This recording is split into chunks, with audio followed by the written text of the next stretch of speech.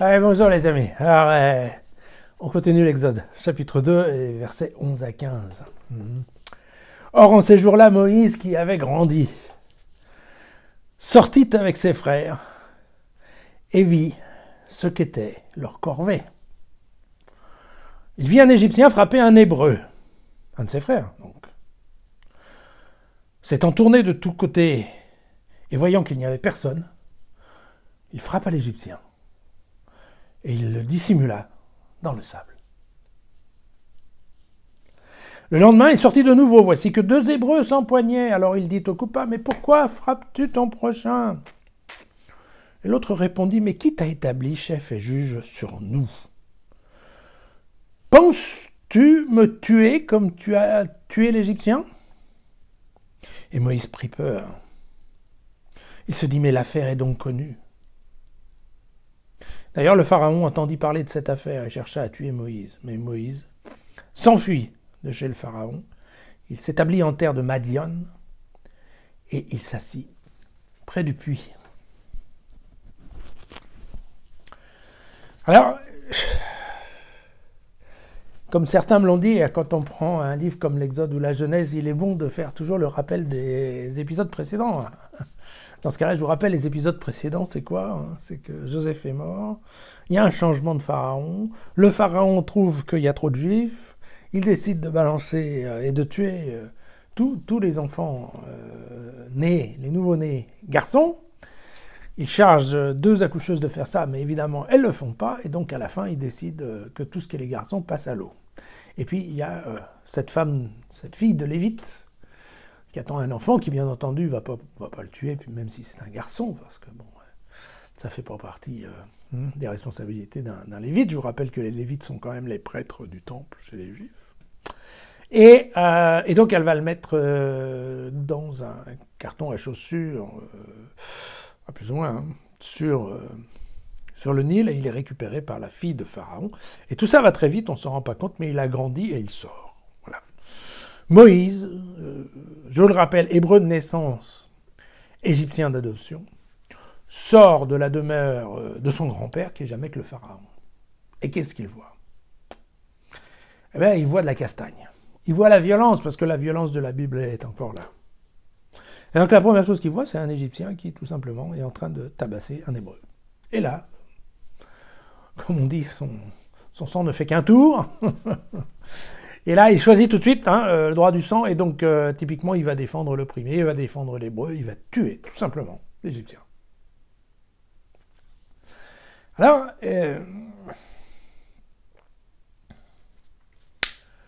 tout va très vite, en fait. À peine sorti de l'eau, Moïse se retrouve déjà en assassin, et un assassin en fuite. 2 choses qui me semblent importantes de retenir dans ce passage. La première chose, c'est que le grand guide du peuple juif, il est quand même loin d'être parfait, puisqu'on se rend compte que, vous allez me dire, oui, mais là, il a pris la défense de l'opprimé. Ouais. Il a pris la défense de l'opprimé. Avant, il a bien regardé tout autour. Après, il l'a tué. Après, il a enfoui le corps dans le sable pour être sûr qu'on ne le retrouve pas. C'est quand même pas très grandiose, honnêtement. C'est tout simplement un assassin. Il est devenu un assassin. Le deuxième point qui est important de retenir aussi, c'est que quand Moïse essaye de jouer un peu les grands frères, le juge pacificateur entre 2 frères, eh bien, les autres lui disent tout de suite, mais attends, t'es qui toi? T'es qui toi pour nous commander, ou on t'a demandé quelque chose? Non. Personne ne t'a officialisé comme étant un juge. D'accord. C'est-à-dire qu'effectivement, avant, ce qu'on va voir dans le prochain chapitre, c'est-à-dire avant que Dieu ne nomme Moïse et lui demande effectivement de sortir le peuple juif d'Égypte, avant tout ça, il n'est rien. Peut-être il a de bonnes intentions, mais il n'est rien, et il est reconnu comme étant rien par les Hébreux. Donc c'est ça, c'est quand même quelque chose qui est important.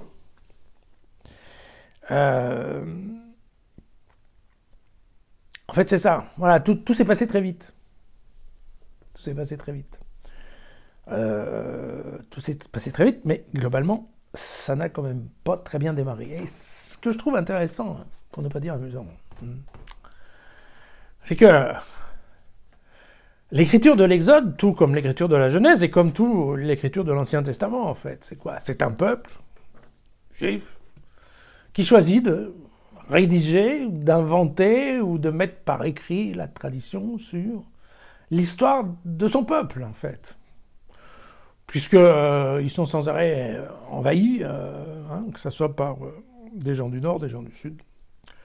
Et a priori, à toutes les fois, je vous rappelle que le peuple juif négocie, comme il l'aura fait aussi auprès des Romains, négocie une certaine indépendance, une indépendance de loi, une indépendance de droit, en disant « Non, mais attendez, nous, on est un peuple différent, nous, on est le peuple de Dieu, d'ailleurs, c'est Dieu qui nous a amenés ici, et donc on n'est pas comme les autres, donc c'est normal qu'on n'ait pas la même loi que les autres et qu'on ne fonctionne pas comme les autres. » Vous voyez, ça a toujours été le raisonnement des Juifs, et ce, avec n'importe quel envahisseur.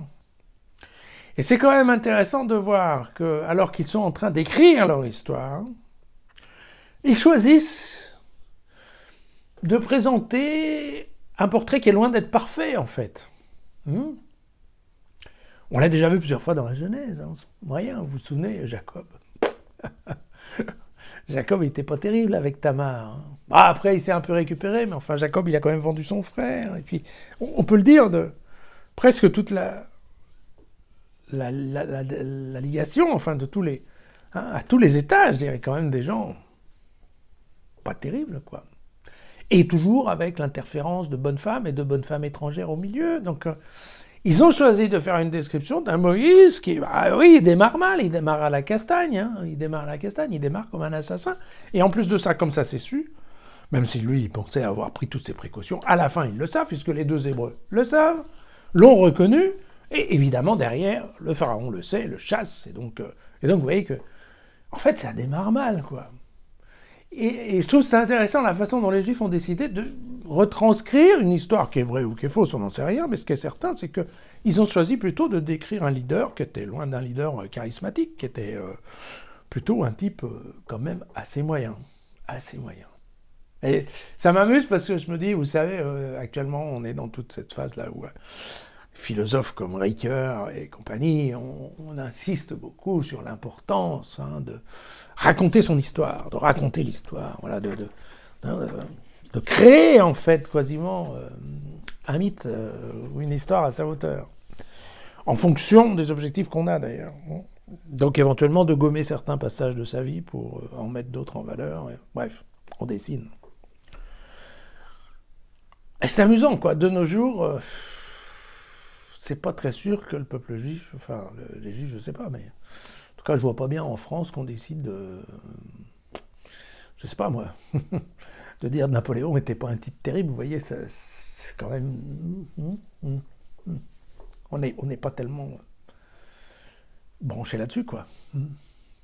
Donc il y a quand même dans ce peuple juif, dès le départ, en tout cas au 8e siècle avant Jésus-Christ, il y a déjà l'idée d'une certaine, humilité. Peut-être c'est le mot. À demain.